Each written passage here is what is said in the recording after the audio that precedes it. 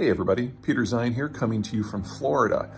We've had a big change in the way the Ukraine war and the sanctions regimes from the Europeans are dealing with it evolve today, which is May 4. The short version is that the Europeans have decided that they have installed enough extra replacement infrastructure and have cut enough deals with enough countries around the world that they can now purge Russian oil from their system. You're talking 4 to 5 million barrels a day of Russian crude that now has to find a new home. And more importantly, part of this new sanctions regime targets shipping insurance. So, quick war story. Back in the Iran-Iraq War of the 1980s, there was a point in about 1983 where the Iranians and the Iraqis started throwing missiles at each other's shipping in order to attempt an economic blockade. Now, at some point, about 50 ships were hit, and that almost collapsed the global insurance industry, because in a world under the order where the Americans protect shipping, no one had a loss provision for those ships.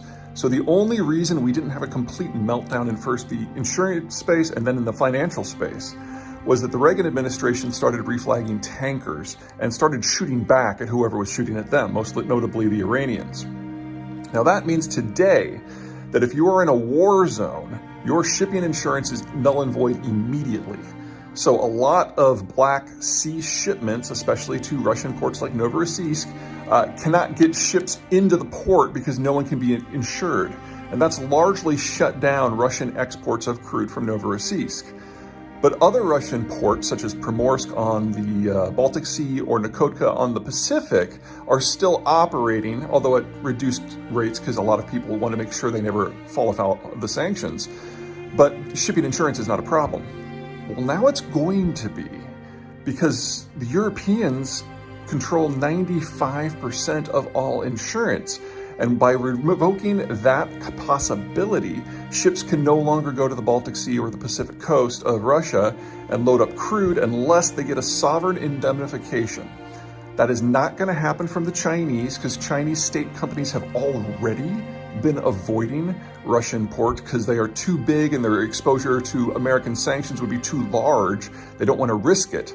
It's really just smaller, non-politically connected Chinese refiners that are taking Russian crude right now. So that pretty much seals off all exports from the Pacific, which is the one part of the Russian system that a lot of people thought was going to continue forever. The Baltic Sea, it's even more damning, because the Baltic Sea port of Primorsk is so shallow that you can't get a super tanker in there. So you would have to do a sea-to-sea transfer anyway, and now you can't get insurance for that either. So the insurance aspect of things is likely to reduce Russian oil exports by more in the next couple of months than this phased in European sanctions on Russian oil. But it all leads to the same place. Very, very, very little of Russian crude can find a home now unless a country comes in and does that sovereign indemnification.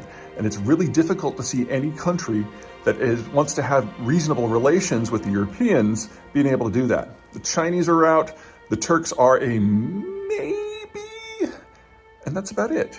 India's too far away. So the Europeans have found a way to have their cake and eat it too. The only question, of course, is how will the Russians now respond? I'm sure they're not going to be happy about this, and their next weapon is natural gas. But that is a topic for another day. A really interesting thing happened in the Ukraine war. The Ukrainians got a chunk of intelligence about where the commanding general, one Gerasimov, was near the city of Izium, and actually managed to sneak some explosives into the party via, artillery, and missed him, but got a couple dozen of his senior aides as well as another general. So far, the Ukrainians have been really good at popping off Russian generals, and this was the most successful attack yet. Now, what's interesting about this is there is no way that the Russians are going to let Gerasimov's information just be out there on the web or anything, and he certainly wasn't going to use an unencrypted phone like a lot of other Russian commanders have done. So the only way that I can see that the Ukrainians were able to know where he was and what he was doing with enough detail that they could try to hit him was because the Americans were providing the info. We've had an endless cavalcade of American officials from the State Department, from the Defense Department, from the NSA, even from the CIA, admit that they are sharing targeting information with the Ukrainians on a real time to target basis. And the understanding is some sort of similar cooperation is what allowed the Ukrainians to know how and when to target the Moskva, that was the flagship of Russia's Black Sea Fleet, last month, which has been the biggest ship to be drowned in wartime since World War II. Now, we're going to be seeing a lot more of this moving forward.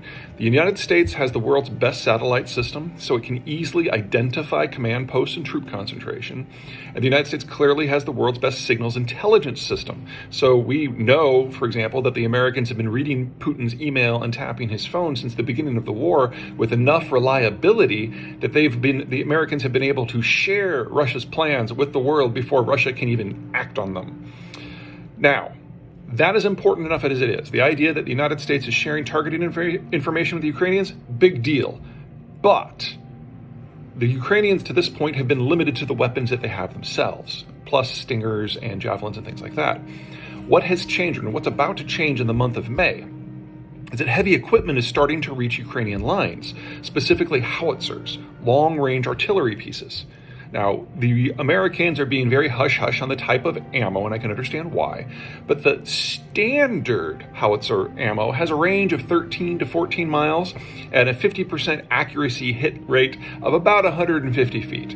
So you use that for area saturation, you use that to attack large troop concentrations, and the whole idea is you have a whole bunch of these firing at more or less the same time to get a lot of explosions in a relatively tight circle. But there's another type of ammo called Excalibur that has a range of 24 miles, so nearly twice as far, and that 50% hit circle is only 16 feet. Now, this is obviously more useful for targeting very specific targets or people. And if you marry the Excalibur weapon system and the howitzer that fires it to American intel about where the commanders happen to be, the Ukrainians are about to have the capacity to execute a complete decapitation strategy for the entire Russian assault. If Ukraine is not going to lose this war, this is how it would happen. Working with the Americans, they simply destroyed the Russians' ability to have any command and control. Now, as important as that is, and it is, and it's critical for the war how this unfolds now over the course of the next several weeks, it's also applicable in a different way. The United States is done being involved in regular wars. Americans got tired of the forever war. We're out of the Middle East now, and we think that's broadly a good thing, and it would really take some interesting and bold changes in what's going on in the world for the Americans to want to deploy 100,000 ground troops to another theater. This is a template. What's going on with the Excalibur and the howitzers and the Ukrainians, this is a template for how the United States is going to fight wars long into the future, for at least the next 15 years, probably a little bit longer, where we actively choose sides, and then we ship an appropriate weapon system and back it up with the appropriate intelligence support so that it can be an order of magnitude more effective on the battlefield or even on the political side of things, as we're going to see with the Ukrainian war this month. And I can see the United States doing this for or against any number of countries out there. Now, we're entering a deglobalized world where the United States footprint is smaller, where American interests in the rest of the world are lower, and where America's tolerance for the violence level in other parts of the world is very, very high. But can you imagine what would happen in places like, let's just pick one, China and Taiwan, where the Americans are providing time-on-target information to the Taiwanese who already have longer-range weapon systems? You could talk about the Chinese losing the capacity to operate their ports with less than 72 hours of effort from Taiwan in that sort of environment. And you can apply this sort of idea to any conflict out there.